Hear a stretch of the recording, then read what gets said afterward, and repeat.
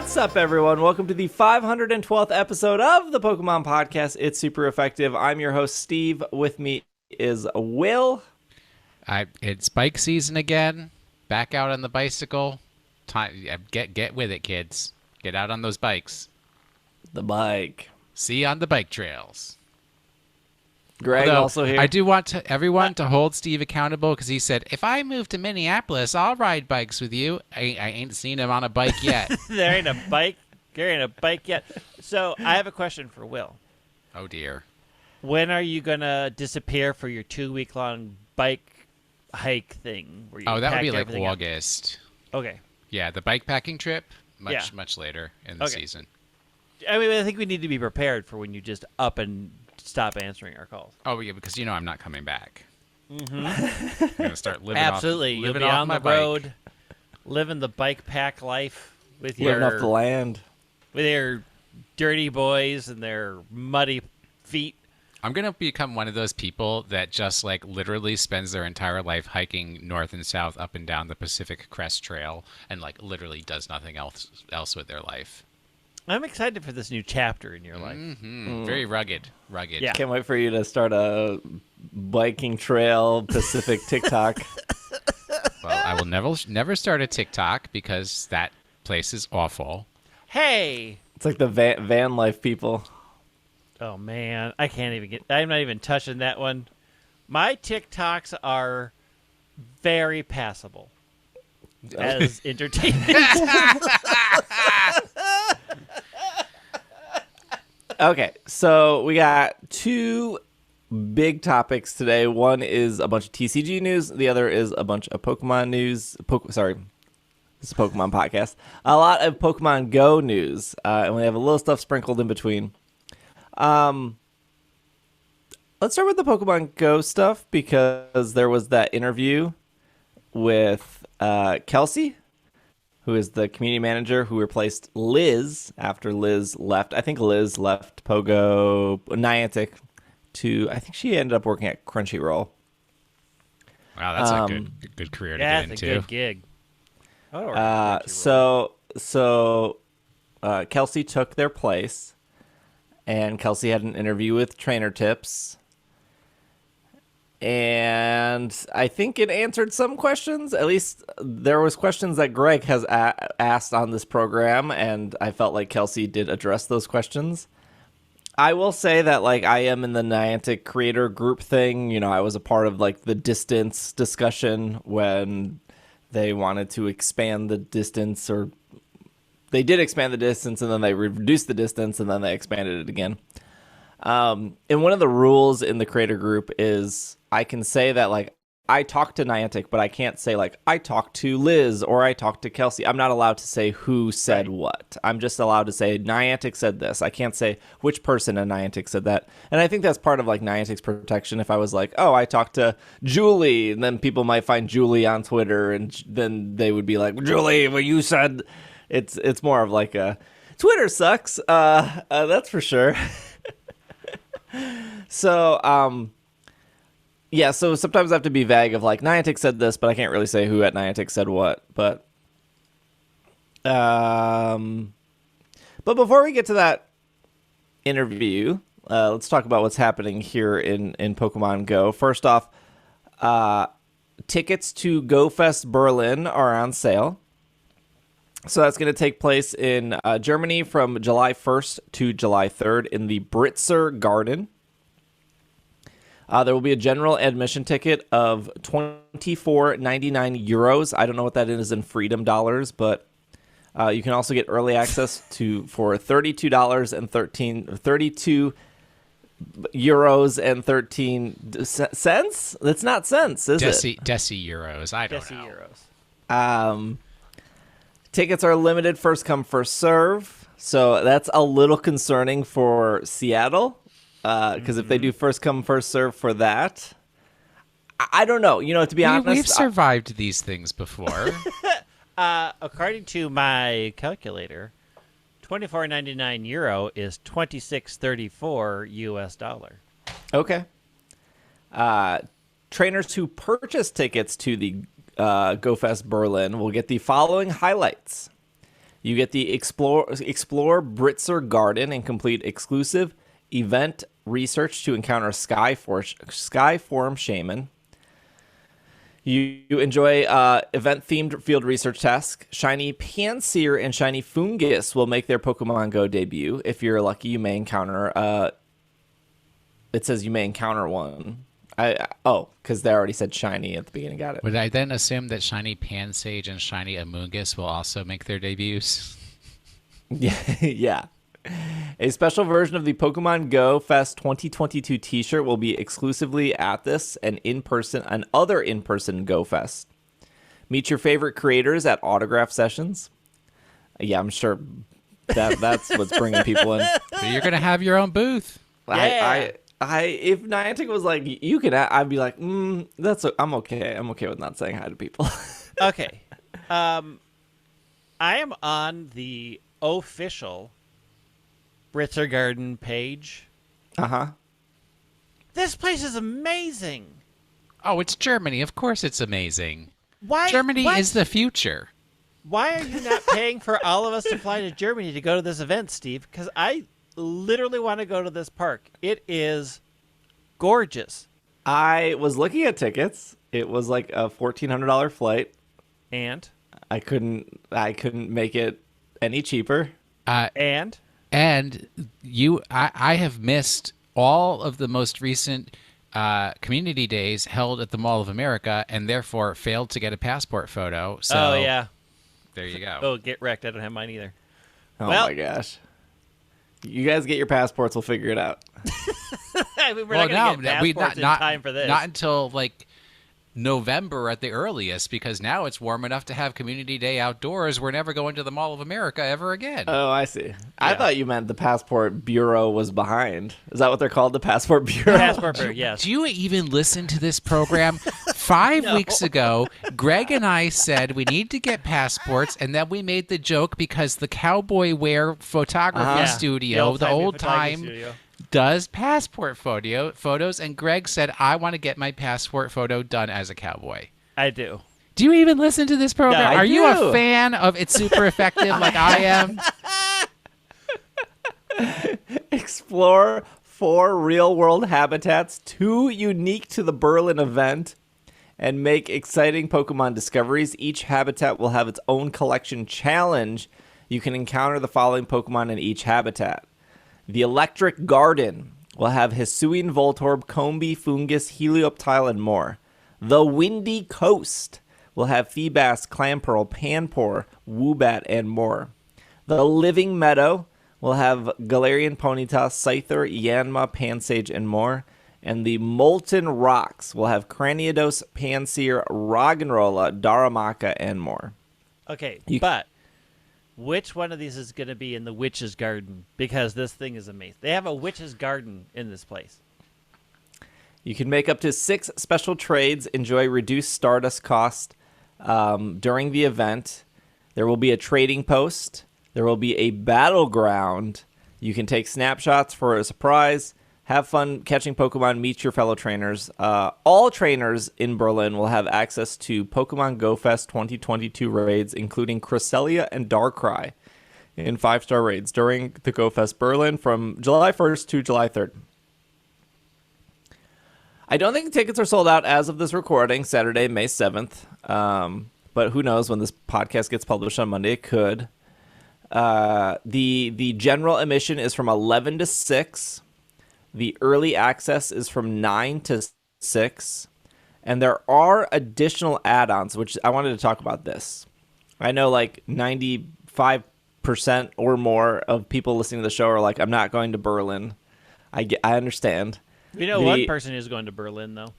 But the Berlin thing kind of lays out what the Seattle thing is probably going to be. That's why we don't know what Seattle is. True.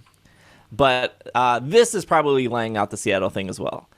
As addition to our live events, we're offering trainers the chance to enhance their event experience with special additional add-ons. These add-ons can be purchased when you purchase your live ticket, cannot be added later. Add-on bonuses will be, I'm going to assume this is the same for Seattle. So when people buy their Seattle ticket and they're like, I didn't know I could add these on. You have to add them on when you purchase the ticket. Add-on bonuses will be active from Friday, July 3rd to Friday, July 1st to Sunday, July 3rd. They will be only active within the Pokemon Go Fest location indicated on your ticket. You can have the Raid Lover add-on for €10, which is about the same $10. This grants 12 in-person raid passes each day. So that's 30 raid passes. Holy cow. Wait. How 30? Oh, sorry, 12. $10 for 12. That's 36 raid passes. In-person raid passes. Okay. So you get 12 raid passes each day, Friday, Saturday, Sunday. And an additional 5,000 XP after every raid you complete. 6 additional candy, rare candy, 3 additional candy XL. Oh, sorry, not rare candy. 6 additional candy and 3 additional candy XL after catching Pokemon in 5-star raids. So that's I think that's a good value. If How you much like is a raid pass? a raid pass is $1. Okay. So you get 20% discount. 20? No, it's like a 60% discount, right? Oh wait, for $10 you're getting 36. Okay, I'm sorry. Yeah. It's not $10 a day. Okay. Yeah, it's $10. You have to use them, right? You can't. The thing is, you can't stockpile them. Right. So it's a use or lose situation. So if you're not a raid lover, then you should not buy the raid lover thingy. Much like a pizza, yes. Yeah. If you're not a meat lover, don't get the meat lover pizza. Pizza Luce has the best seasonal pizza right now. It's so good. Might be getting that for dinner. Thank you. There's the Critical Catch add-on for €10. Critical Hatch. I'm like, it's not catch, it's hatch. Hatch eggs 1/4 the normal distance. This bonus does not stack with similar bonuses. Earn double XP, double the candy, and double the Stardust. This one seems worse because all the eggs are garbage. This one seems bad because you'd have to buy more incubators. If they were like, hey, it's 1/4 the distance and we're giving you 10 incubators. Well, how many incubators do they give you as part of your ticket to Go Fest? Because they might be throwing in incubators there. I don't think any. They would have said. I mean, if GoFest was only giving you 2K eggs and you had not a full collection of 7K eggs and you're walking all weekend, you could burn through 2K eggs like left and right, especially with the free, but this still doesn't seem that great. At what is the name of the park? Briggle Baggle? The Blitzer. The Blitzer.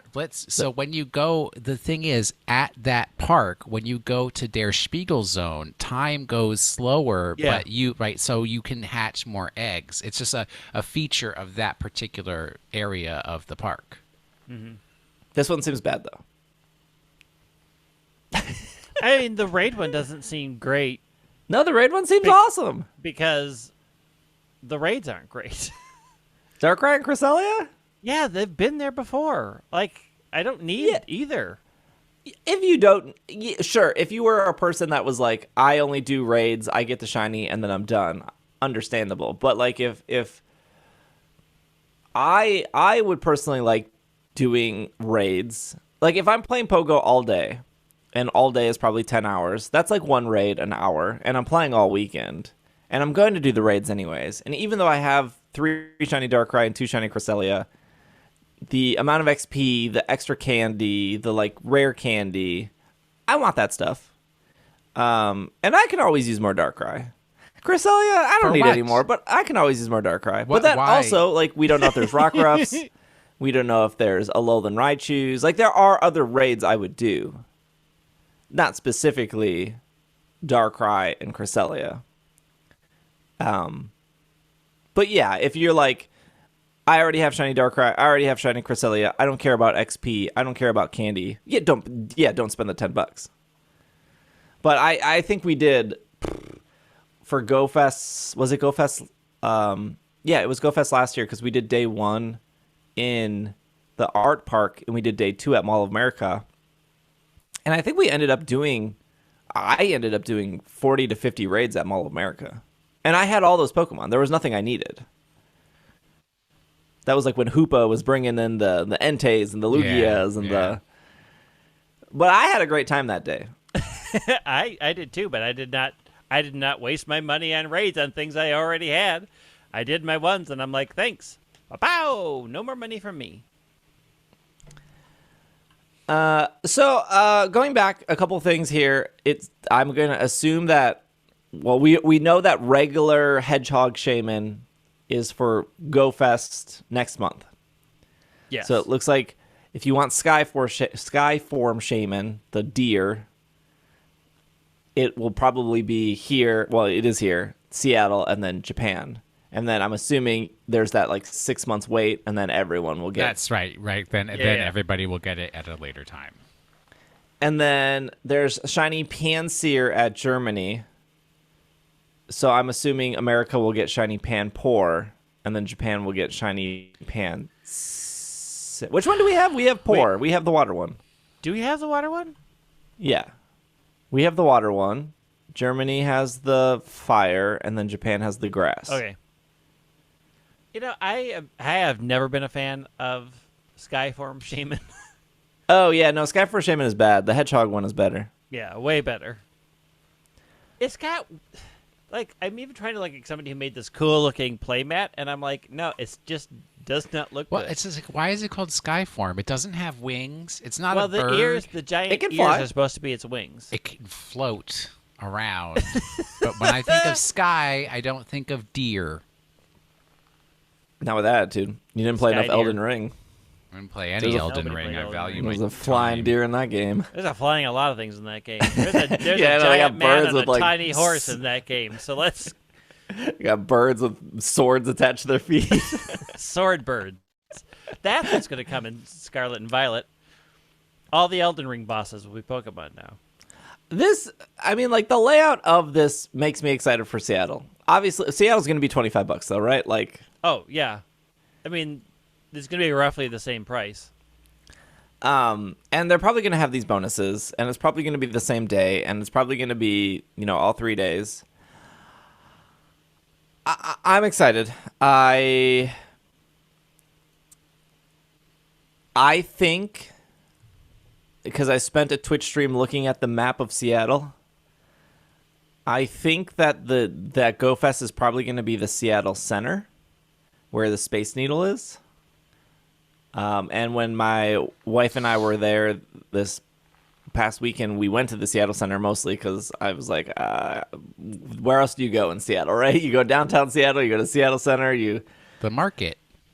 you go to the market. The original Starbucks. And I walked around the Seattle Center, and I was like, this is doable. This is big. The thing, though, is like,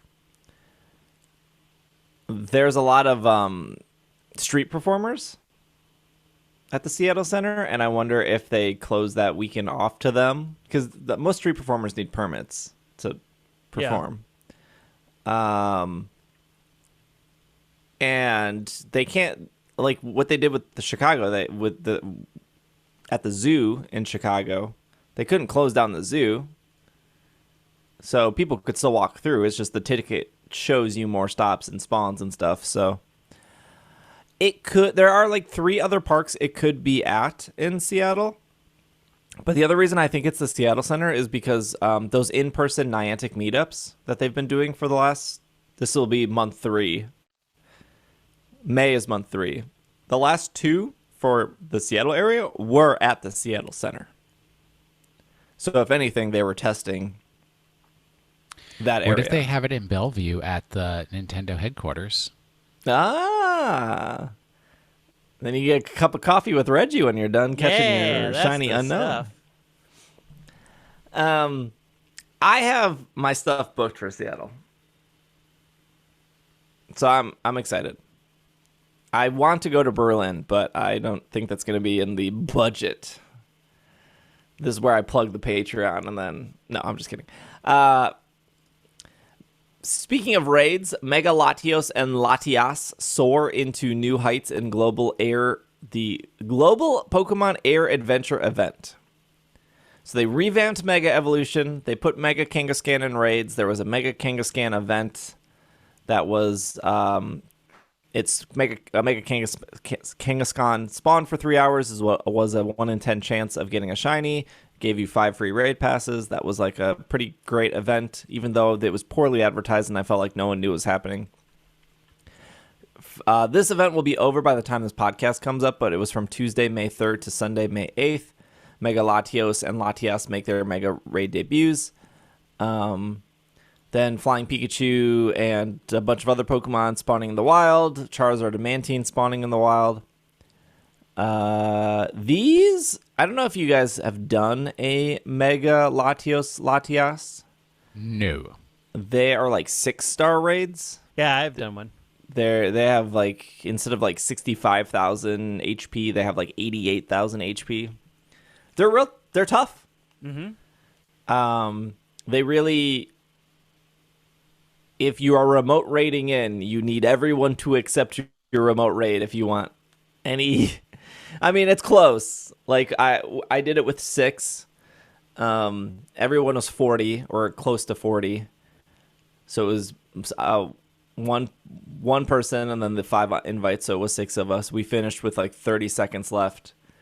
And 5 of us had Megas. Which, like, to be fair, if you're going to be doing Mega Latios, Mega Latias, pick something to Mega. Pick, like, Mega Houndoom or Mega Gengar or Mega Pidgeot. Like, no, not Pidgeot. What? There's no. Why not? It's weak to Dark and Dragon, not flying normal. Mega Pidgeot ain't going to help you. Yeah, but I have those candies. You don't need the candy anymore. You just, it's free. But I have to do it. I have to do it the first time. Oh, you're saying you don't have the candy to get it the first time. Right. Well, how am I going to do with a Houndoom that's got 40 mega candies? Nothing. They sit there staring at me like, what do you want from me? I was trying to invite you to every Mega Houndoom raid there was. I am not paying money for a Mega Houndoom. I'm not paying money for much anymore. Not in this economy. Not in this economy. Have you seen... We have a Houndoom at home. You don't need a Mega Houndoom. Exactly. Exactly.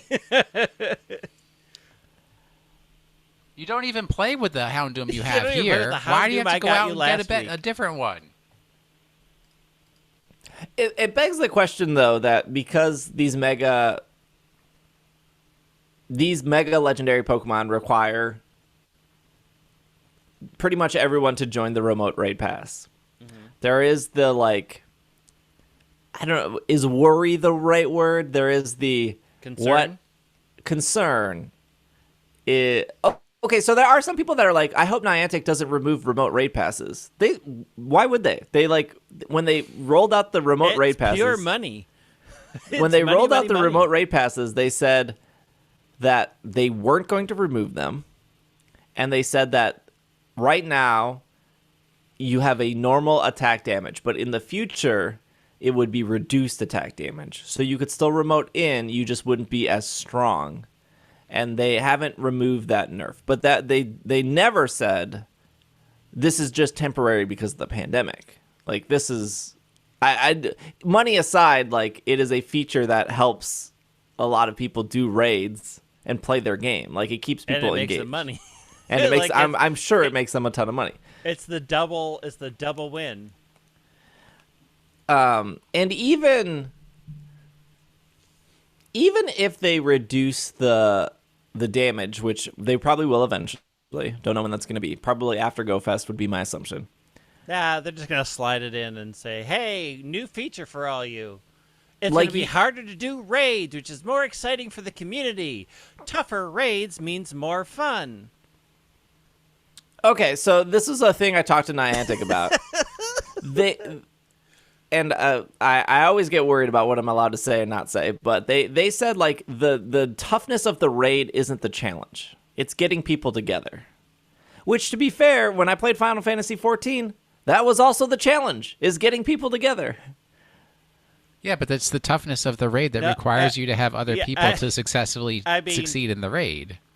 They quickly instituted the auto connect for raids. Like, that's not a thing. You just sign up and pop in. Like, but you're assuming people know how to do their roles. Everybody knows how to do their roles. Like, the only thing you have to worry about is a bad healer. Okay, and that can prevent the whole raid from happening.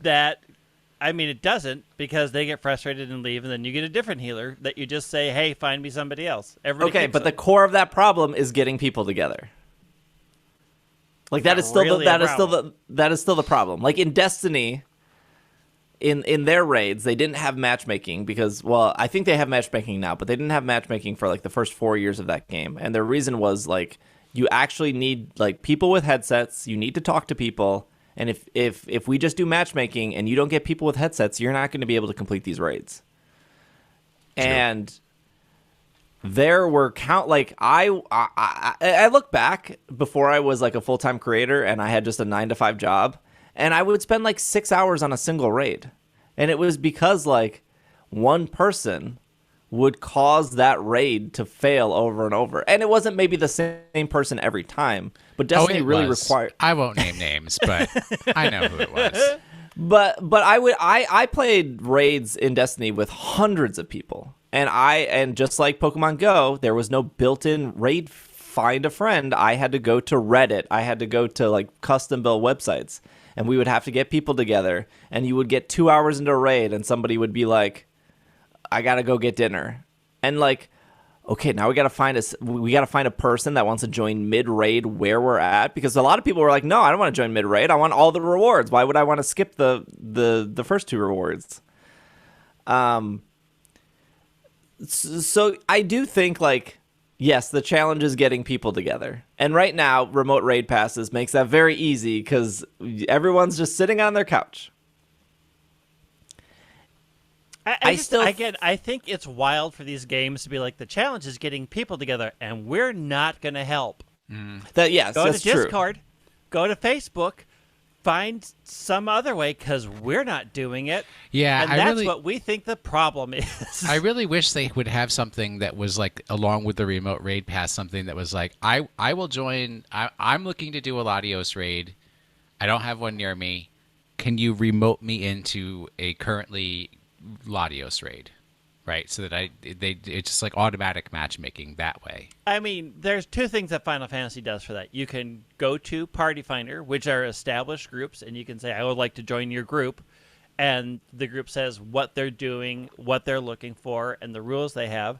Or you go into the random looking for group, just, I want to do this raid, hit the button, and I don't care who I go in with, because I know that everybody has to have X item level. But this is even less consequential, right? Because there's not roles, right, in Pokemon Go. I mean, like in Pogo, you can invite 5 people to a Rockruff, and everyone could bring Magikarps, and you'll be able to succeed. And in Latios, that's not possible. Like, you actually have to have people bring pretty okay counters, and you have to have enough people. And I think that's fine. And I think even if remote raid passes are nerfed, and I should say when they are nerfed, for the most part, they'll still be fine. Like, you'll be able to still walk up to a Rockruff, invite 5 people, and the decreased damage isn't going to matter. The same for, like, a Alolan Raichu, which is like a 3-star. You'll still be able to walk up, invite 2 or 3 people, and the decreased damage isn't going to matter. I think, though, like, we're going to get to a point where I want to do Landorus. I'm here at location for Landorus. I invite 5 people, and if everyone knows what they're doing, it's probably going to be possible. But if people are bringing Aggron and not any ice types, it might fail because the damage might not be enough.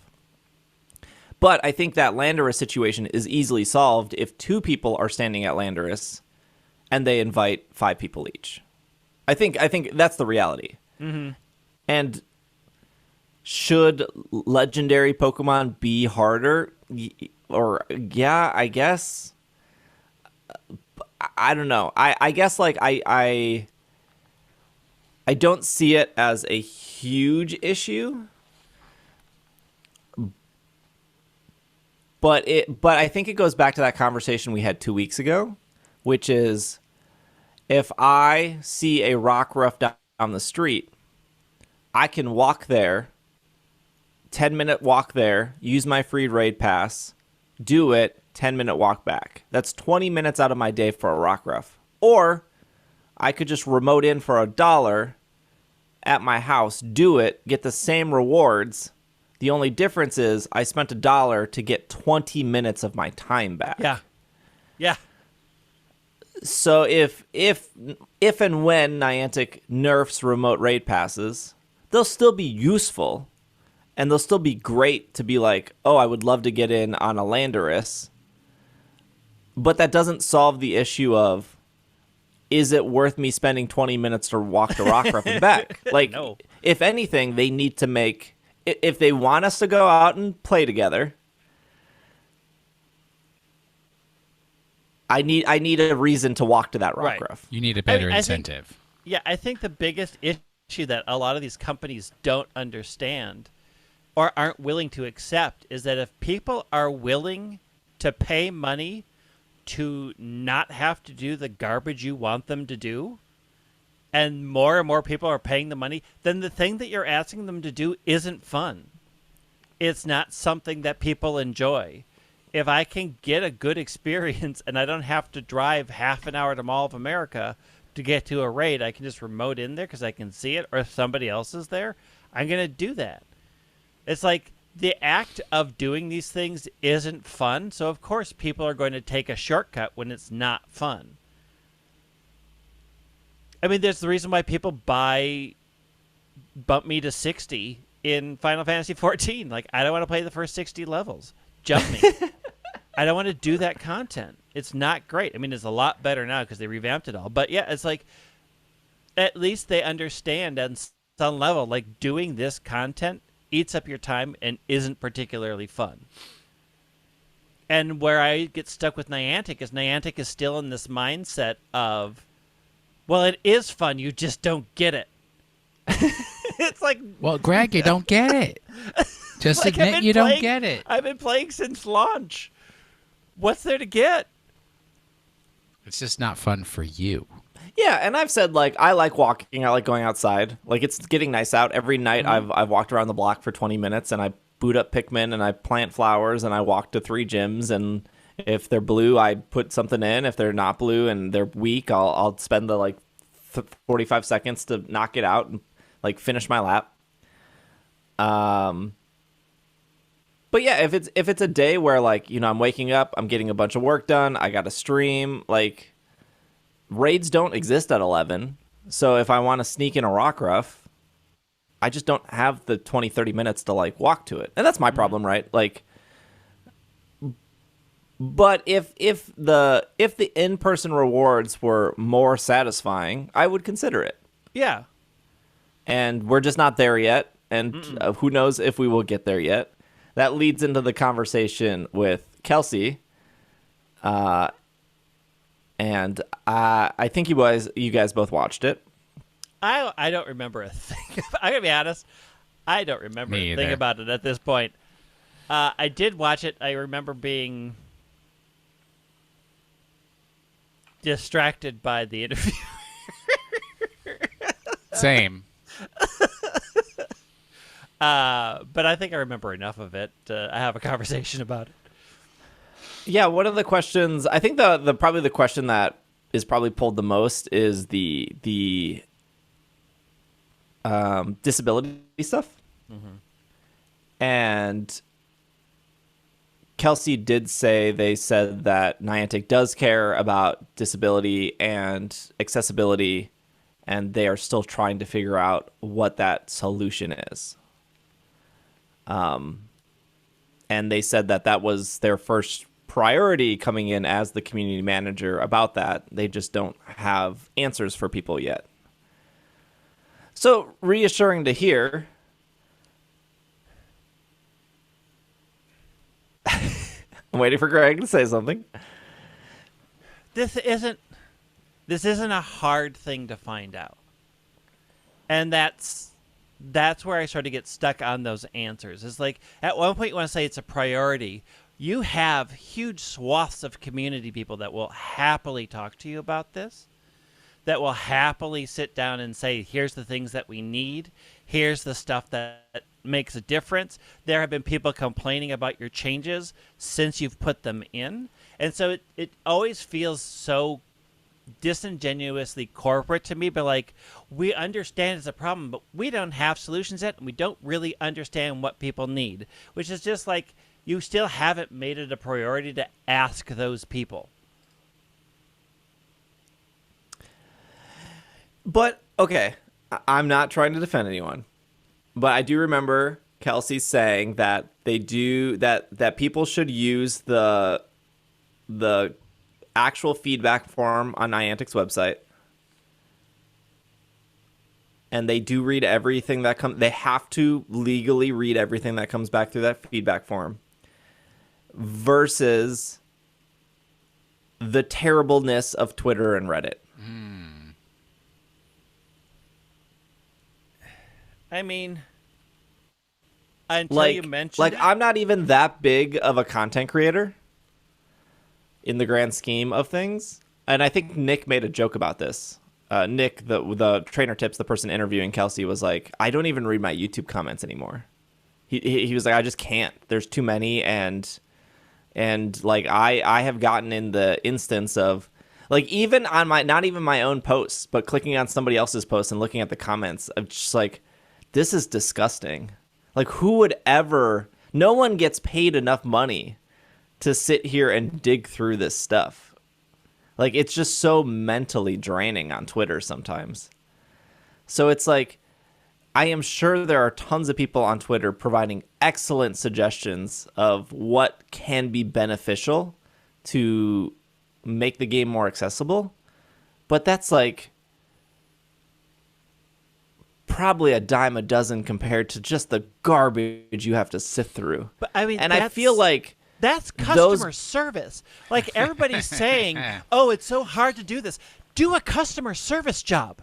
Sit in a call center and take these very calls day in and day out. That is the job.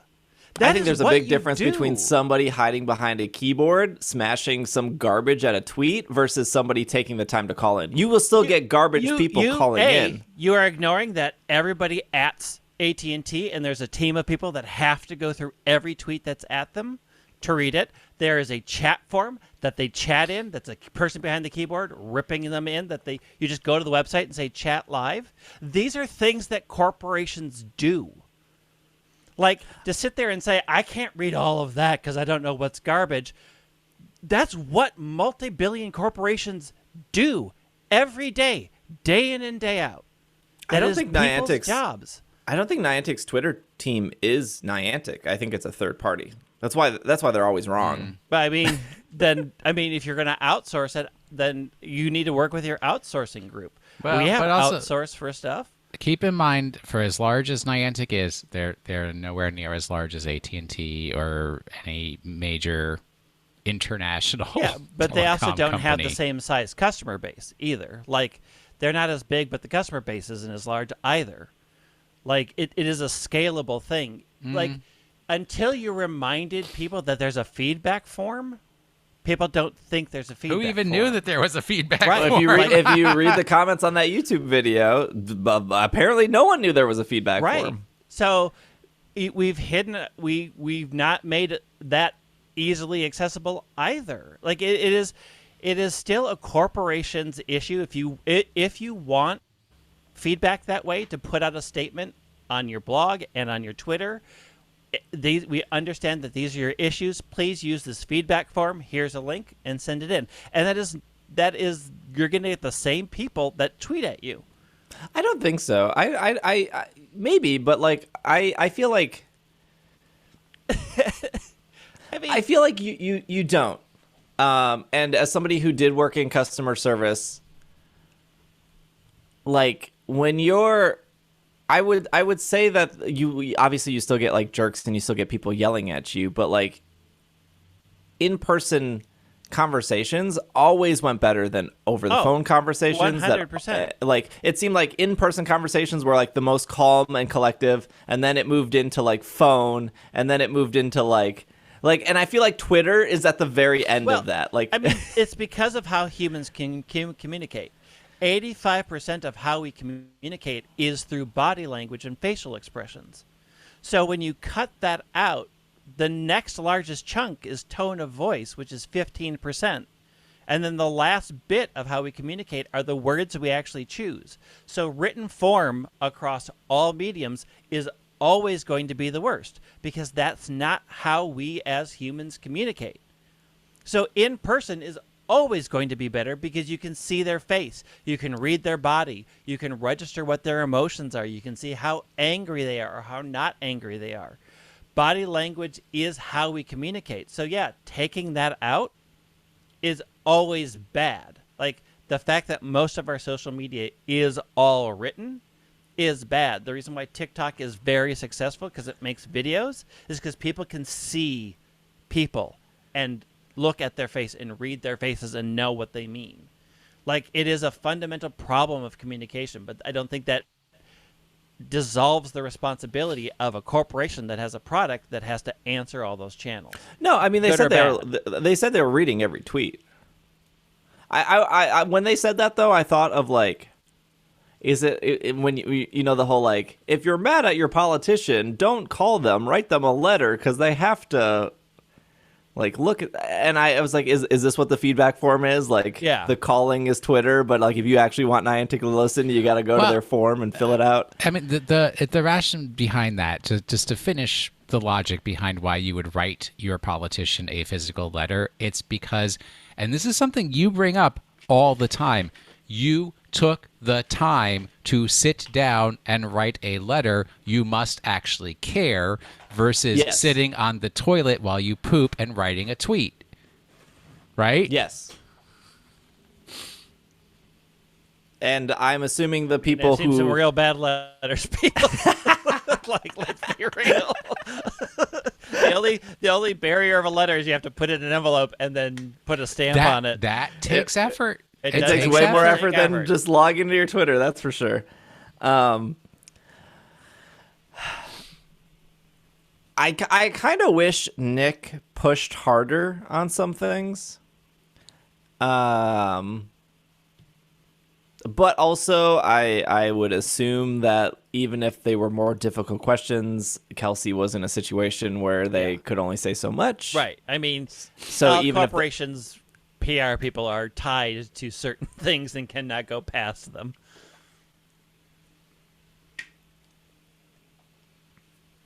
I don't know. We can spend another hour on accessibility for Pogo. I guess the takeaway is they acknowledged it finally, which is a step. It is a step, that's for sure.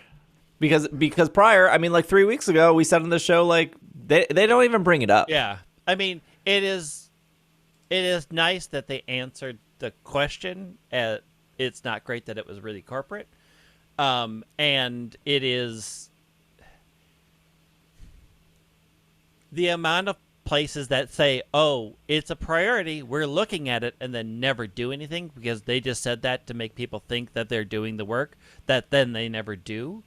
Like, it's great that they acknowledge it, but until they actually do something, that doesn't mean anything. Yeah. Well, I don't think anything's going to be done until all of GoFest is over. There's no way they're changing anything in their game during the 3 months that make them the most money. Like, we are going to get, like, they revamped Megas, whatever they teased the other week that's supposed to come out relatively soon, and then GoFest. And I'm assuming during that time, like, everyone's going to be making sure that GoFest isn't broken. Mm-hmm. So they're not going to be working on anything else. So if there is anything accessibility coming, it probably won't even be till next year at this rate. Probably not. But, I mean, that's sort of the problem is corporations can always come up with a reason why it's a back burner. Right. And then like, oh, GoFest is over. We're heading into the holidays. And we have a bunch of holiday issues that we have to deal with. No, God, it's the new year. And we have a whole bunch of things planned for New Year, and we have to plan out that summer stuff. So once all that's done, and then it's a never-ending cycle of always putting it off. That's just the issue. It's why it's great to hear you address it, but you actually have to do something. Because the words mean nothing. Hey, they fixed Mega Evolution. Fixed. I mean, how many years have we had Megas? Gosh, 2? I think 2, right? Yeah, 2 seems right. I mean, they revamped the whole thing. I Mega like for all of the 20 minutes of complaining about Niantic, the new Mega Evolution system is really great. Is better. It's way better. Like it is. Like I Mega every day. Like it was. But it feels. It's solving the issue. Something else that wasn't the issue that people were wanting. It's like how they're trying to cure disease and they came up with a pill to get rid of restless leg syndrome. Like, great, we didn't need it. Like, there's a few people that needed it, but that wasn't what we were looking for. Those jokesters over at Niantic, they'll figure it out. They just need a couple more $1 million from the summer to move on. All right, speaking of moving on, let's take a break. When we come back, we got a bunch of TCG stuff to talk about, and then we'll wrap up the show. So we'll be right back. And we are back. We got some TCG stuff, a lot of TCG stuff, actually. First being Astral Radiance. That's going to come out May 27th. It's going to feature 180 cards. And we have here off Pokemon.com, this expansion includes new powerful Pokemon V-Star and Pokemon V and Pokemon V Max to add to your team. Like the previous expansion, Brilliant Stars, this set will have 30 Trainer Gallery subset cards featuring special artwork. And then they show off Hisuian Decidueye V-Star. They show off some gorgeous Ice Rider Calyrex V and Ice Rider Calyrex V Max. Are those reprints? Reprints? No, these are new. Okay. They got Starmie V. The Reggies are coming back. They're all bad, though. It doesn't matter. And then we see a card for Hisuian Overquill. So we're getting into what was this in Japan? I don't remember what this set was in Japan, but it just came out last month. So we're not too far behind. Man, talk about a Pokemon I don't care about. Calyrex, right up there at the top. Oh, no, thank you. In Japan, it was released as the duo Time Gazer and Space Juggler. Oh, those are bad names. Those are bad names. Well, yeah, because you have to remember, in Japan, they do like a monthly release of sets. Yeah. And then they bundle the 3 months worth into one set for us. Yes. Guys, aren't their packs smaller? Yeah. Usually their sets are under 100 cards. No, the packs have. The packs are 5 cards. Okay. Instead of 10 cards, their packs are normally 200 yen, which is like you slap two of them together and it's like $4 for the US. The other thing off Pokemon Center is Arceus V. This actually launched yesterday on Friday. Bring the power of the majestic alpha Pokemon to your team with Pokemon TCG Arceus V figure collection. Included are both a beautifully detailed figure of the incredible Arceus V promo card. This promo card is really great. And it shows multiple Pokemon staring up at Arceus on Mount Coronet, looming in the background. Arceus V has been proven itself to be extremely useful in some of the top Pokemon TCG decks thanks to its Trinity Charge attack. This attack does not do any damage to your opponent, but instead lets you search in your deck for up to 3 basic energy and attach them to your Pokemon V in any way you would like. It is an extremely useful way to get your team battle ready in a hurry. This set includes 1 foil promo card featuring Arceus V, 1 sculpture of Arceus, 4 TCG booster packs, and a code card for TCG Online or TCG Live, which, sorry to anyone who moved their collection over to that beta, because it is apparently still not solid, but who knows? It could, get updated and fix everything overnight. Like Mega Evolution in Pokemon Go, that was overnight changes. After 2 years. The other bit of news here is the Pokemon TCG Pokemon Go expansion. You thought we were done talking about Pokemon Go, but no, this expansion is on its way. There were cards finally revealed for the upcoming Pokemon TCG Pokemon Go expansion. Found in the Pokemon Go booster packs, these collectible and powerful cards will attract every type of Pokemon TCG fan. Note that booster packs for this pack will not be sold separately. This is the same as their other special collection. You have to buy like an Elite Trainer box or like a blister so they're not pack. sold individually. Yeah. Okay. Reminiscent of the Pokemon Go experience, some Pokemon appear to jump into the real world, such as Pikachu walking alongside its trainer, Snorlax snoozing on a porch in front of a house. Some cards portray Pokemon that have a connection to Pokemon Go, such as the mythical Pokemon Meltan, who was originally discovered in Pokemon Go. And check out Blissy's illustration of a Pokemon valiantly defending it. That's actually really funny that they put Blissey in a gym. Yeah, it's a cute art. The art makes me laugh. Trainer cards also pick up the Pokemon Go vibe. The Pokestop Stadium card can find item cards near the top of every deck each turn. The Lure module item lets both players find a Pokemon near the top of their deck, and it won't come as a surprise that Candela, Spark, and Blanche, heads of Team Valor, Team Instinct, and Team Mystic, will make their Pokemon TCG debut as supporter cards. These three will also have full art cards. Looking to add a little oomph to your deck, Mewtwo V-Star is what you're looking for. It's Star Raid V Power is an attack that does 120 damage to each of your opponent's V Pokemon. Its Psy Purge attack does up to 270 damage when you discard Psychic Energy. One promo card that stands out in multiple ways is the Radiant Eevee. Useful in battle, letting you search up to 6 cards in your deck with the Twinkle Gathering attack. It is a colorless Pokemon. It slots into pretty much any deck. And they said that there will be an Elite Trainer box, a V Battle deck, one featuring Mewtwo, one featuring Meltan, a Pokemon Go Special Collection, a Pokemon Go Collection featuring Alolan Executor, a Pokemon Go Premium Collection featuring Radiant Eevee, Pokemon Go Tin, Pokemon Go Mini Tin, and Pokemon Go Pokeball Tin.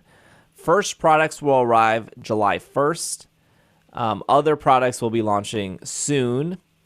At least on Pokemon Center, you should be able to get the Elite Trainer box and the Radiant Eevee collection. I think we're both on Pokemon Center. Those are the only two things being sold as far as I know. So in the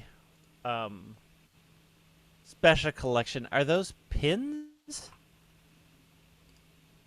Yeah.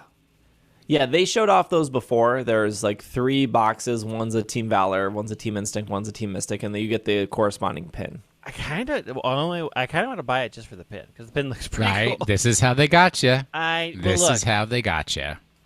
I got a number of submissions. Thank you, people who submitted your decks to solve my Rosalia problem.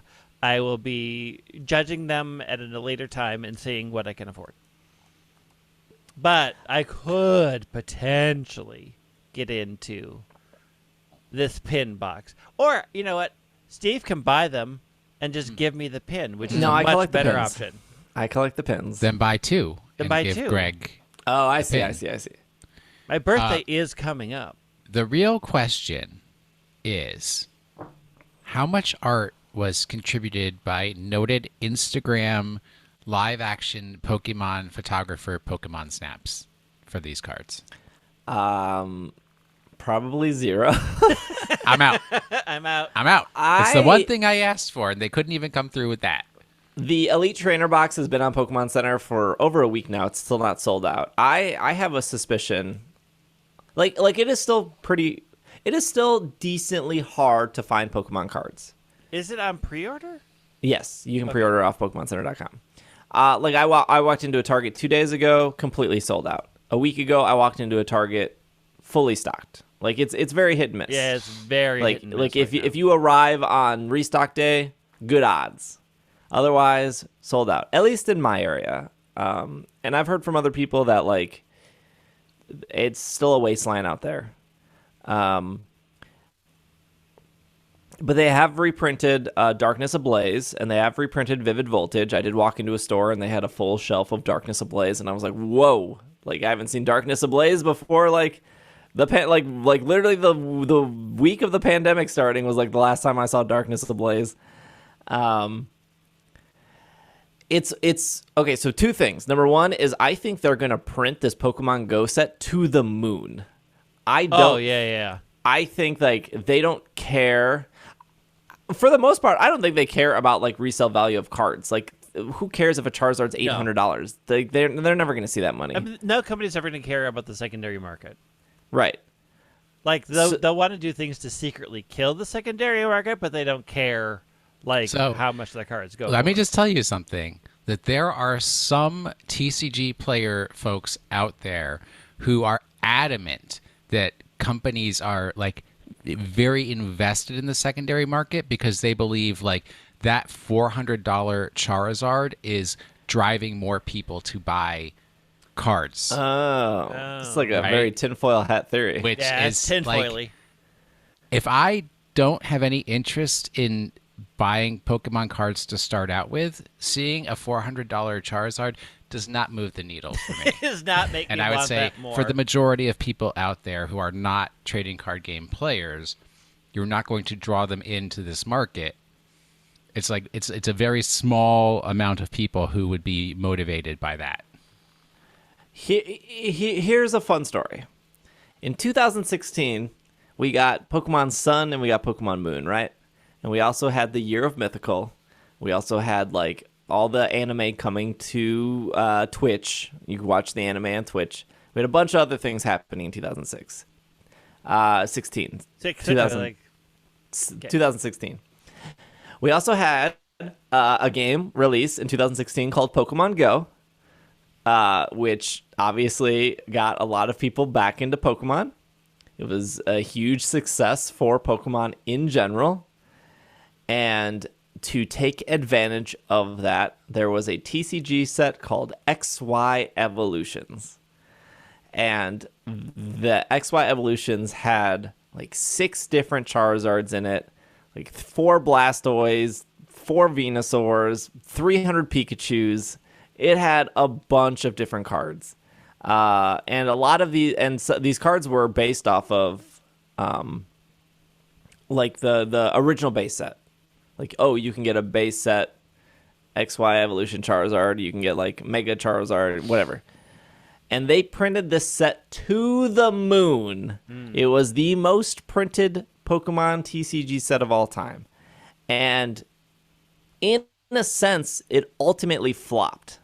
Pokemon Go players, while some did like decide at Target, right before checkout to pick up a pack of Pokemon cards because they're playing Pokemon Go, this set was dead in the water.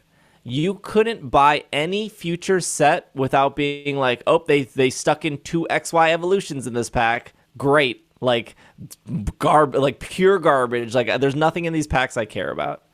And it wasn't until the YouTube boom / COVID, sitting at home, what should we spend our money on, get into break boxes of Pokemon cards, which we've talked about extensively.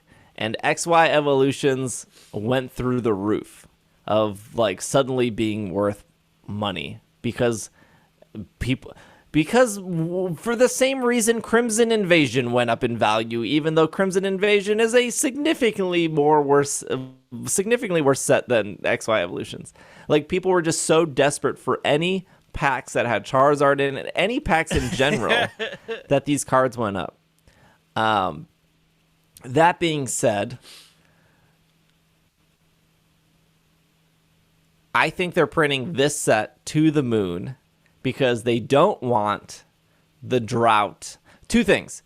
They don't want the drought thing to happen again, because I think this time they can successfully capture that audience they wanted to capture back in 2016 by Pokemon Go branding these cards. And number 2 is there is a time sensitivity on Pokemon cards. People want the new stuff. People want to go into the store and get the new stuff. Whereas, like, without this weird secondary market that drove cards up, when I went into the store and I was like, XY Evolutions was on shelves for almost 5 years. From 2016 until the start of the pandemic, XY Evolutions sat on shelves because no one wanted it, because it was bad. And it's still bad. So they're going to print the set to the moon, make sure it's on shelves, because this summer, people are going to be playing a lot of Pokemon Go. They're going to buy it, and then it will continue to sit on shelves, but they will at least make their initial money. On a whole nother topic, I am so glad they're reprinting Vivid Voltage and Darkness Ablaze, because they were incredibly hard to find when they came out, because people were just buying. And there is this weird thing now, and I don't know if this exists in sports cards or other market, or I don't think this exists in Magic either, but there's this weird thing, and I've seen it on TikTok, and I've seen it on Twitter, and I've seen it on YouTube, where people have rooms full of like Vivid Voltage or Evolving Skies or whatever, like name a TCG Pokemon set, and they have just boxes to the ceiling. They have that in Magic, but it's the Magic. early 90s sets, Alpha, Beta, those ones. And so they walk into this room of like Vivid Voltage, and they're like, this is my investment. And now these people are panicking because the Pokemon Company is reprinting these sets finally, because people don't have them. Like it was really hard for the last 2 years to get Vivid Voltage. And Vivid Voltage is a pretty good set. Not only like there are fun cards to collect, there's the Rainbow Pikachu, there's cards that you can use competitively. Like it's a fun set to. It's kind of a large set, but it's a relatively fun set to open. And it's just like, I don't know. I guess I'm in the camp of like, Pokemon cards are not an investment. Like, it just reminds me of a very 90s issue where I've watched my parents do this, where they were like buying Beanie Babies, and they were like, these Beanie Babies are going to put you through college. We make the joke all the time where like I was a kid, you guys were adults, but we went to go see the first Pokemon movie, and they handed you the Ancient Mew. And my parents legitimately said, it's not like, we joke about it, but it's not a joke. My parents legitimately said I could not open the wrapper of this Ancient Mew because it would devalue it, and this card would be worth hundreds, and I could use it for college. And the joke is that Ancient Mew is worth $6 sealed on TCG Player. The thing is like, it came from the 90s where suddenly a lot of things were selling for vast amounts of money.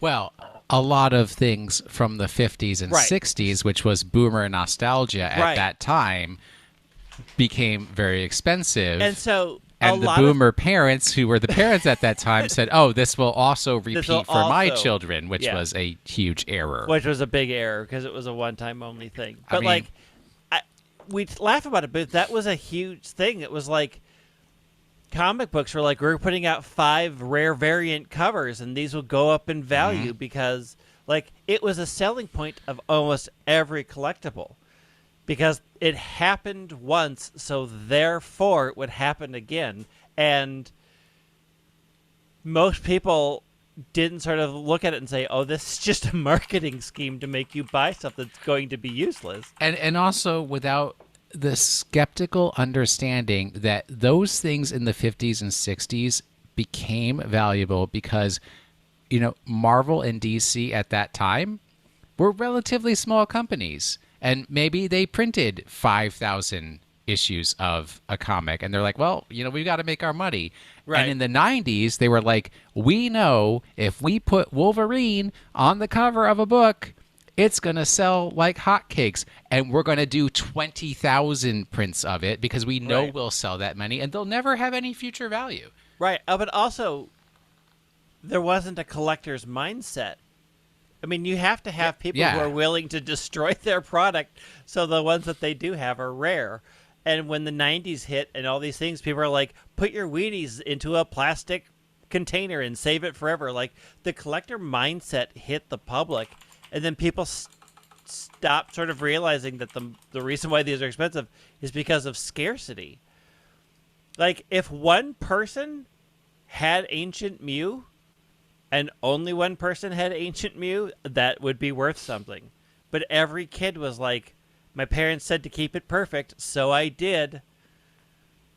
And now there's a million of them, and it's not rare.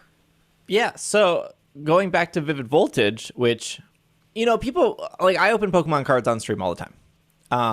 And people will say, like, hey, I'm getting into Pokemon cards, like, what should I open? And, that changes over time. Like when Battle Styles was new, it was like, oh, you should get Battle Styles. It's the newest set. But now if somebody was like, should I get Battle Styles? I'm like, no, Battle Styles is like, there's nothing really great in Battle Styles. It's like a really loaded set. It's not a lot of fun cards. There are sets that are 1,000,000% more fun to open than others. The Fusion Strike, not fun to open. It's just way too big. It's way too bloated. Brilliant Stars, great to open right now. I don't know if in a year I could say that Brilliant Stars is still great or fun to open, but like as of this recording right now, like if you want to get into cards, if you find Brilliant Stars, worth buying, worth opening, in my opinion. Vivid Voltage at the time was incredibly excited. Like Vivid Voltage was the last set before pandemic. And it was the chase card, the go-to card in Vivid Voltage was Pikachu VMAX Rainbow Rare. It's just this real big chonky Pikachu, LGBT'd out.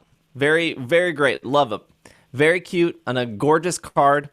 And because Vivid Voltage was so hard to find, and because people were hoarding Vivid Voltage, like no joke, the price of Pikachu VMAX was $400 if you wanted to go on eBay or TCG Player. As of June of 2021, so about a year ago, Pikachu VMAX was $336. And as of at the start of this year, January of 2022, Pikachu VMAX dropped to $155. And as of 2 weeks ago, Vivid Voltage is now on shelves again, being reprinted. There is zero way, it's impossible for Pikachu VMAX to ever get to $400 again. It probably won't even get back to $150. It will, because more will be out there. Mm-hmm. And all of these collectors, or investors, I should say, that are sitting on Vivid Voltage, like maybe in 20 years, your Vivid Voltage will be worth as much as original base set was worth 20 years ago. Maybe. But that's a huge gamble to like spend $100 on, well, they have multiple, but if you bought one booster box of Vivid Voltage for $150 and you sat on it for 20 years, I don't know, you're probably better off putting that $150 into like a CD or something, like something that has guaranteed returns. Certificate of a deposit. You mean not a musical album? right, yeah. Like. Well, I mean, put it into CDs too. Those will come back. Like, the only reason, like, Pikachu VMAX was $400 a year ago is because there's just not that many out there. Right. Because they're sitting in boxes in somebody's abandoned office. And now people are going to be opening them, and, people will still be selling them. People will still be trading them, but there will just be more out there. It's the same as all these people buying up houses that they don't need. What is wrong with you people? Man. Buy Pokemon cards because you like Pokemon. I mean, whatever. If Pokemon cards is your investment, I don't know if we can be friends, but you do you.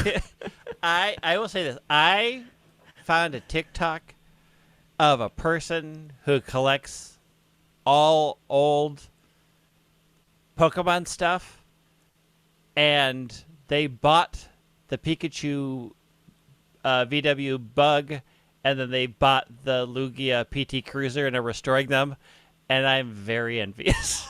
I don't like either of those cards that much, but just the fact that they have them makes me envy that whole Because you don't process. have them. Mm-hmm. Will moved probably 8 different totes in my house to Minnesota, from Milwaukee to Minnesota, and in those totes were so many different sealed Pokemon items and got cards. To stop calling those totes. You're confusing people. They're plastic boxes. Bins. Plastic Bins. Plastic bins. Totes are the bags that PBS gives you when you give a donation. Yes. All right? There's a size difference here of magnitude. And honestly, I don't think that any of that stuff is worth it. I have a booster box of XY Evolutions. I don't know how much it's worth, but I'll tell you what, it's probably not gonna be worth a lot in 20 years. Like, I don't know. Like, things are not a thing to me. You can't say, like, this card is worth $400 and then refuse to sell it. It's not worth anything then. If you're not going to sell it and you have no intention of selling it, it's not worth anything. Yeah, that's true. I have, in my collection, Magic cards that are worth over $100, and I want them to play with them. Yeah. So they actually have zero value. Yep, they have zero value. Or it's like I pulled a relatively pricey card recently, and I was like, oh, Greg can use this card. And you know what? It has zero value because I'm just going to bring it to Greg and be like, here, have this. Well, we are making a trade for it. We are actually trading trading cards. How Whoa, people do that rare. still? Yeah. Dang, I didn't know people actually traded trading he's cards. trading me back a card that I gave him. What kind of a scam is that? But no, I'm giving you a card. True. Real talk, and this is the real where value comes into it, because here's something that has value to nobody but does have value to me. If anybody has a complete play set of every My Little Pony trading card game card that ever came out, point me in that direction, because I love that game so much and I just want to be able to play it with the cards that exist, and I need a full set. Thank you. I knew I should have gotten in on that, and I didn't. It died. I know. Carlos in our Slack posted that there is a Pokemon Cookbook, delicious recipe inspired by Pikachu and Friends hardcover, which is available for pre-order. They have an Amazon. I'm not going to give you, just go to Amazon and search for it. I'm sure you can also get it at Barnes & Noble. I'm sure you can get it anywhere else. If you don't want to give Jeff Bezos money, probably don't get it off Amazon. But it's called Pokemon My Cookbook, delicious recipes inspired by Pikachu and Friends, and I think it comes out this summer. I don't have a date here. Final cover to be revealed. Don't leave that part out. It's just going to be the butter dish. That cover's bad. The cover is bad, but it's not the final cover. Also, the recipes are very basic, so yeah, don't expect a lot. Like, it's not going to be a lot. I think it's really meant for, like, families to make things together.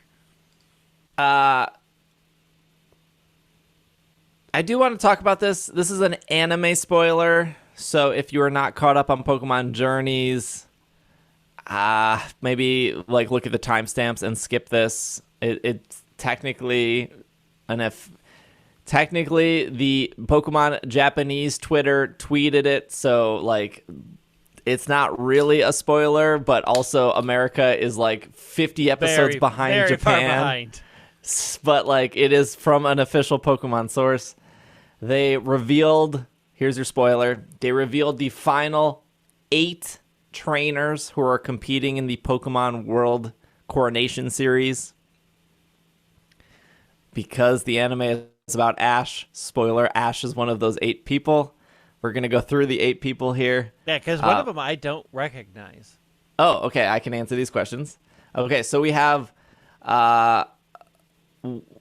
I'll go from oldest generation to new. Okay, so we got Ash being featured with his Pikachu. We have Lance. Gonna lose. Look at this lineup. He's gonna lose. We have Lance being featured with his shiny Gyarados that he got from the Lake of Rage. I believe the next person in line would be Steven with his shiny Metagross. I don't remember Steven having shiny Metagross in in the games he does not, correct? No, he doesn't, but I'm pretty sure he has it in the anime. In the anime, he's always had it in the anime. He's always had it in the anime. Yeah. And then we have Cynthia with her Garchomp. Not Then shiny. we have Iris with her Haxorus. Ash did beat Iris initially. And then we have Diantha with her Gardevoir, obviously Mega Gardevoir. Steven, I believe, Mega Metagross, by the way. And then we have Alan, I think it's Alan, with his Mega Charizard. And then we have Leon with his Dynamax Charizard. You're probably like, who is Alan? Yeah, I don't remember that character. So Alan is the person who beat Ash in the XY series with he beat Ash Greninja, and that's why people were so upset because they thought Ash should have won that series. I never saw the end of that series. That's why. Yeah, it was like the closest that Ash had ever come to winning, and then they still took it from him. People were also upset because they thought that Ash had the best team he's ever had. They were upset that Charizard was fire type and Greninja was water type.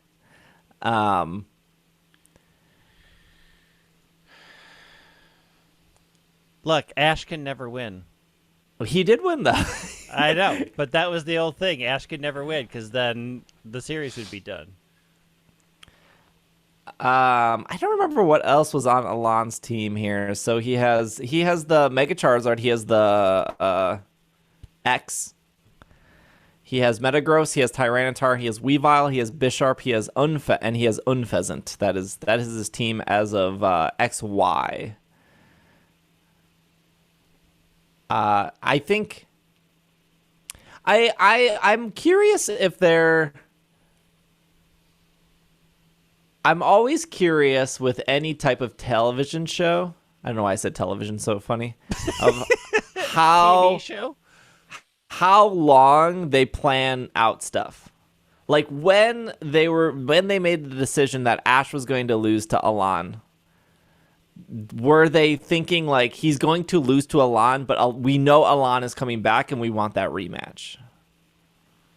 Oh, there's no way to tell. Yeah, I mean, it's hard to say. So most things don't plan out more than a year because it's a lot of wasted time, but they probably write out rough sketches. Like when they were probably writing the ending where Alan wins, they were probably had like a note, use this character, rematch would be good. And that might be the end of what they wrote. And then when they came up with the idea of the World Champion or the World Coronet series, they're like, oh, let's bring it back here. We have this character. We can bring it back. But usually storyboarding out more than a couple of years is a lot of wasted effort, especially if new games are coming out and popularity things change. The show might get canceled. Yeah. Like, why would you waste your time on episodes that are never going to get made? Yeah. So at most they do probably, I would say, at best, they would storyboard out 3 years, but it's probably 2 years max. Yeah, I mean, like I think Journeys is really great. Journeys has been a lot of fun. I think Ash's team is really great in Journeys. I think the battles in Journeys is really great. The dynamic between Go and Ash, of like Go focusing on catching and Ash focusing on battles is like really, really nice. Yeah. I can't remember that girl's name. She's great too. Chloe. Chloe. That girl. That girl. What's that girl's name? What's that girl's name? Chloe's okay. Her episodes for me are very hit and miss. But I know people really like Chloe a lot. Okay, so there's 8 trainers here. A lot of champions. I guess Alan is a champion. He won the XY League. He is a champion. Who is the champion in XY that you defeat? Diantha is. Diantha. That's right. But for some reason I think she was in a different series. there's no way that Ash doesn't battle Alan again. Like when they line these matches up. Like, does Ash really need to battle Iris again? No.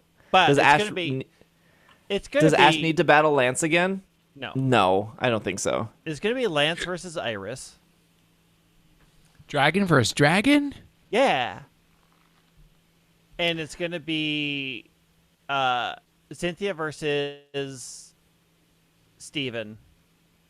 Okay, so so you didn't watch X and Y. There was a match between Steven and Alon. I didn't finish. Okay, there was a match between Steven and Alon. Much. And that match got interrupted because of Lysander. So that match never finished. And there was another match between Diantha and Steven, I think. And I don't think that match finished either. I don't remember. Again, there's no way that Ash and Alon don't fight each other. Right. And then, so what's the situation? Does Ash finally beat Alon and people feel vindicated? Or does Alon beat Ash again and it's just that... Do you know, the writers are listening right now, and having heard you say that, they're saying, we are going to make sure that Ash and Alon do not Here's the question. meet. Is Leon going to be going up through the ranks, or is it that they're all fighting to fight Leon, and Leon doesn't do anything until the end? Because I have a feeling Leon's it's a bracket. Leon's part of the 8. So then it's going to be Charizard versus Charizard at some point, right? But when I don't... do they normally... I guess, well, yeah, they've showed Steven versus Alon. Like, I don't know if they end that series with Alon versus Leon. No, they're gonna end it with Ash versus Leon. Because when Ash loses Black and White, when he loses to Beyblade, they were like, oh, tournament's over. So, somebody won, but we're not going to show you the matches. Right.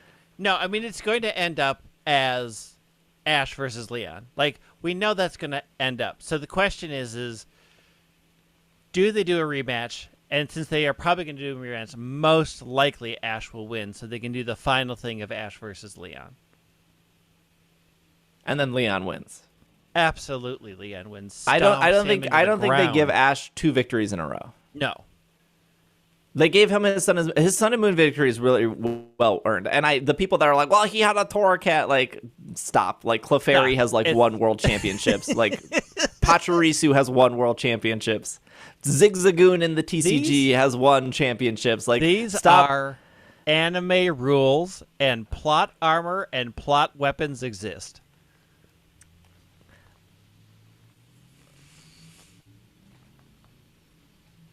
Because I have a feeling the opening bracket would be Lance versus Iris, Diantha versus Cynthia. I see Diantha versus Iris, and then Diantha brings out a fairy, which Iris is not prepared for, and takes Iris off the map. And Alon versus Leon. I feel like Cynthia versus Iris is probably what they do. Why are you so dragon versus dragon, dude? Why is that entertaining to you? Is it not Steven versus Diantha? Is that not a match they do? I mean that would be a good fairy versus dragon, sure. Yeah, fairy versus fairy versus Steel. Oh, okay. Hey, I mean, there's a lot of good matches. Well, it's a bracket of 8, right? It's a bracket of 8. Right. So Ash has to battle 2 people before champion. So, like, the 2 people Ash battles, like, I don't know who, like, Alon is one. I don't know who the other one is. But it's obviously Leon's on one side of the bracket, Ash is on the other side. That's on the other. So, like, who on this thing is the person people want to see Ash battle the most? Probably not Iris and probably not Lance. It would either have to be Diantha, Cynthia, or Steven. Probably Cynthia. Cynthia is a big draw. Yeah.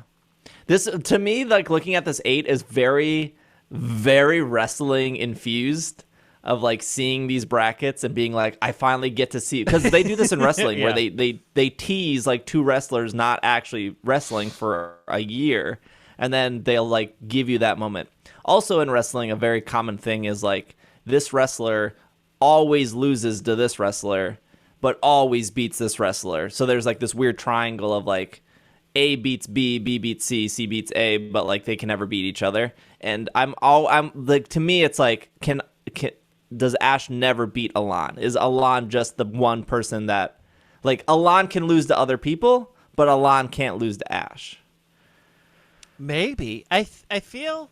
I mean, Alon is the only one of these characters to come out of a Pokemon series that was not Ash centered. So that's a lot of power. Alon is the most interesting person in the bracket by far. He's the only person that is not from a game who has won a championship and who has beat Ash and who has made multiple people in the world upset that he beat Ash. Like, most people dislike Ash. Most people are like, Ash is a lousy trainer. Ash never has won a championship. Ash, and they were like, Ash should have won this championship, which made Alon this instant heel character for beating Ash with the type advantage, with the type disadvantage. It's like really interesting. It almost feels like if we needed to end the Pokemon series, we're ending it here. Obviously, that's not going to happen. That's not going to happen. This is never going to happen. We'll never be free. But overall, it's very exciting. Question of the week. Question of the week. Oh, the question of the week. Is that Dua Lipa? I don't actually know a Dua Lipa song, so... Dang. Whatever is trending on TikTok at this point. That is also not Dua Lipa. Not trending on TikTok? I don't know. I just found out that some lyrics of a Kanye song that's popular on TikTok were completely different than what I thought they were when I looked up what the actual lyrics were. Kids, could you enunciate, please? I'm gonna grab. This is from Slack from Lewis. What is the favorite concert you have ever attended? There's some music for you, and then I'll grab a YouTube question here. Dang. Okay, so it's hard. So Sufjan Stevens' Carrie and Lowell album is an incredibly difficult album to get through, and the concert was one of the most emotional concerts I've ever been to. I'll never forget it, but I can't say it was my favorite because it was like gut-wrenching.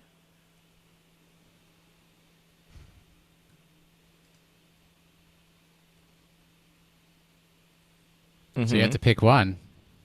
I would go with probably the Sugar Cubes when they were just getting popular at First Ave, because nobody really knew them, so everybody there was actually a super fan, and that was a lot of fun. Except for the guy that like inappropriately hit on me. That was not fun, but the rest of the concert was. This is a real tough call for me because I've seen a lot of concerts. I've seen a lot of concerts. Seen a lot of live shows. I think I'm going to have to say of Montreal because I was not expecting what that turned out to be at all. And like just how amazing of a show that they put on. Yeah. I'd have to say, like, if I could see another of Montreal show in a hot second, I'd be there. Steve has never been to an actual concert. No, I've been to a lot of bad concerts at the Rave in Milwaukee. What a terrible venue. I mean, because you guys have the had the Summerfest. That we deal. Have Summerfest. There are a lot of musicians there, right? Mm-hmm. Yeah. I have only seen a handful of concerts at Summerfest because it is an awful venue. It is. They have this thing where like all the stages have benches in front. So what happens is when the band comes out, everyone stands on the benches, and then it instantly gives them a 2 feet advantage. So if you're not on a bench but you're in the back, you can't see anything because everyone's 2 feet taller. yeah.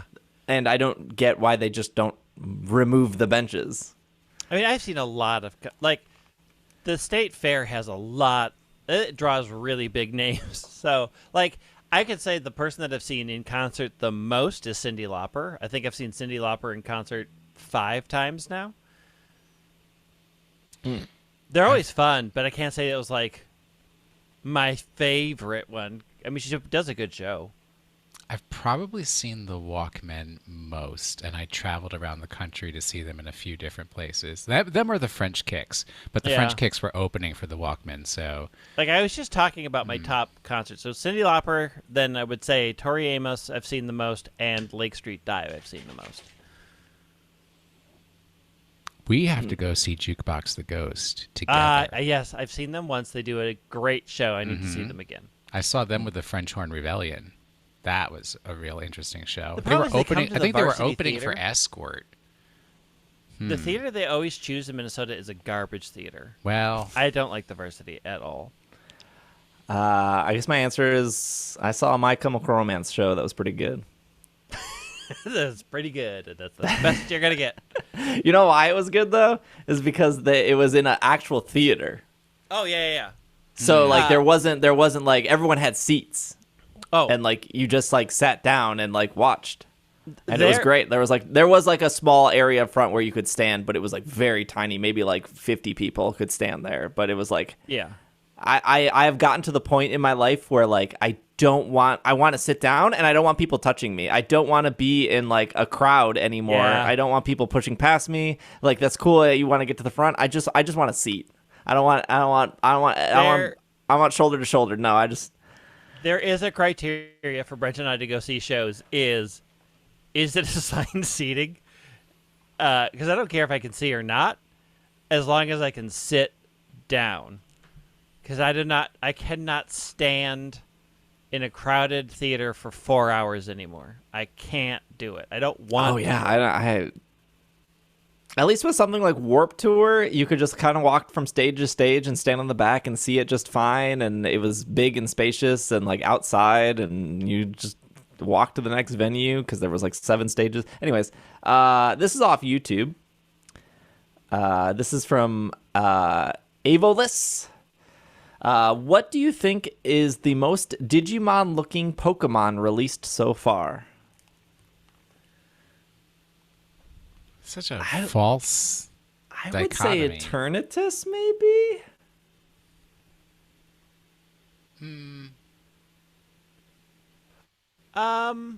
Necrozma?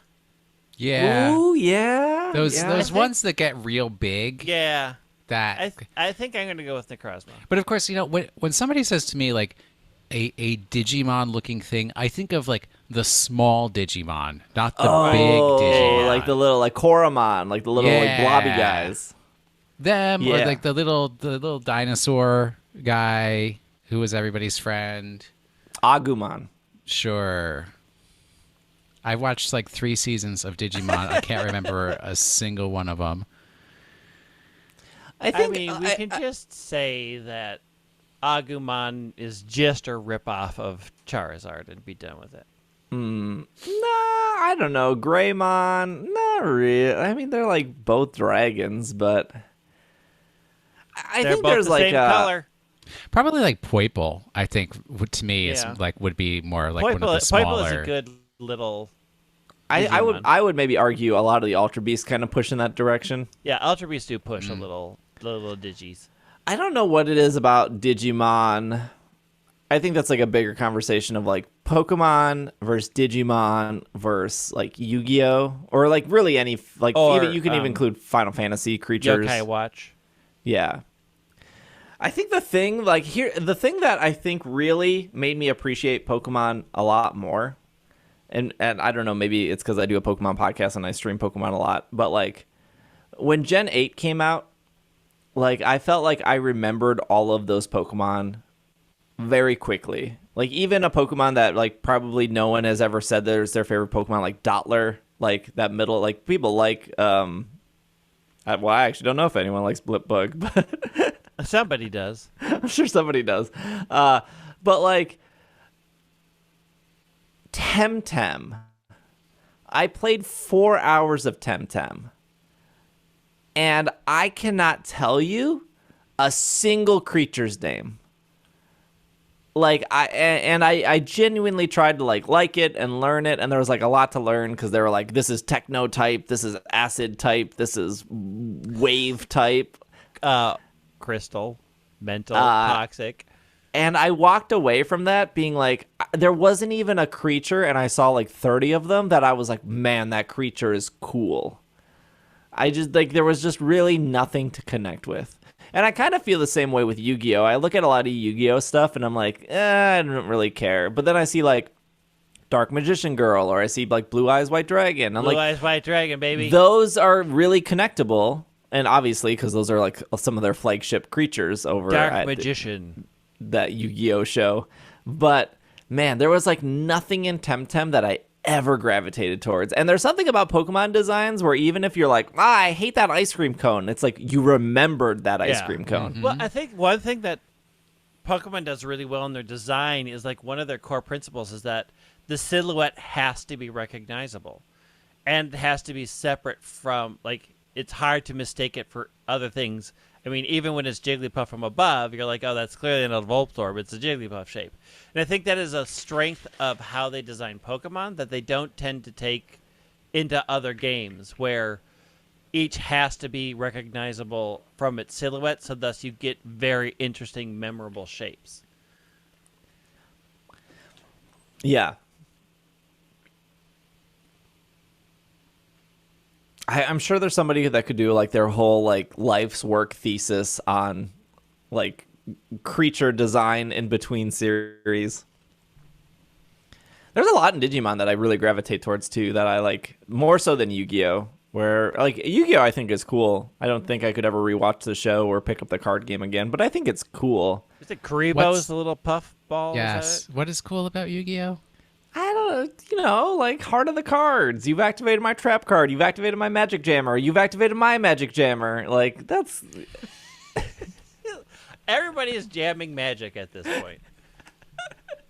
I don't know. There's something cool about like this adult possessing a kid, and then everyone in the world being like very okay with it. That's very bad. That is very People creepy. don't know. They don't know. What do you mean? That's what I don't get about the show. Is like the Pharaoh is like, I'm taking over, Yugi, and everyone's like, okay. Okay, just because you can see the change in Yugi's physical form does not mean the people in the cartoon world can see the change. They just in thought Yugi's he was form. getting serious to play the game. It's like, yeah. Hi, I'm Yugi too. I shall send you to the Shadow Realm. Like, whoa, he's serious when he plays this game. Wow. Good He's going, really Yugi. into it. And then Yugi come back like, what just happened? Where was I? Oh, you kidder. That was a tough game, wasn't it? Yeah, they only do that for like 7 years. I mean, Joey Wheeler's the best character, so. Should we rewatch Yu-Gi-Oh? No. Should we start a Yu-Gi-Oh watch podcast? I started rewatching Yu-Gi-Oh recently, and it's not easy. It's not easy. If there's a huge spike in money, like a huge Patreon goal, like if you give us $10,000 a year, I will rewatch and do a specialty podcast around Yu-Gi-Oh. Do you know, for my old podcast, the Patreon, the $50,000 a month level was literally, Will start playing Yu-Gi-Oh. That tells you what it would take for me to get involved with Yu-Gi-Oh. There is a very successful Buffy the Vampire podcast out there. Mm-hmm. I did not know that there is this obsession with Buffy the Vampire. What? How could you not know that? How could you not know that? And it's the Vampire Slayer. Thank you. Buffy is not the actual vampire. Buffy is not a vampire. She slays the vampires. They make a lot of money on Patreon. Mm-hmm. I'm just asking, is there that kind of audience for Yu-Gi-Oh? No, there is not.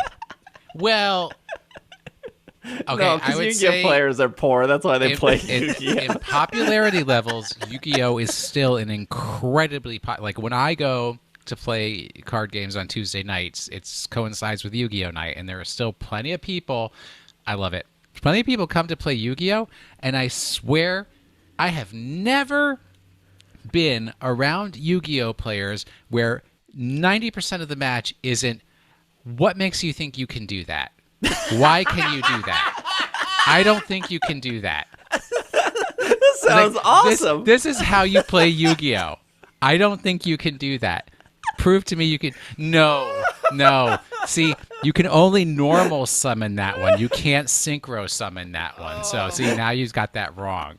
That game is so wild. I just want to scream at. I just like screaming at people you've activated my trap card. I do that in real life. And then I get to scream you've activated my magic jammer. But you're correct. Like no, Yu-Gi-Oh sounds awesome. I'm convinced. It's incredibly popular, but I don't think the Yu-Gi-Oh community is into spending Pot of Greed. Pot of Greed. I think that card got banned.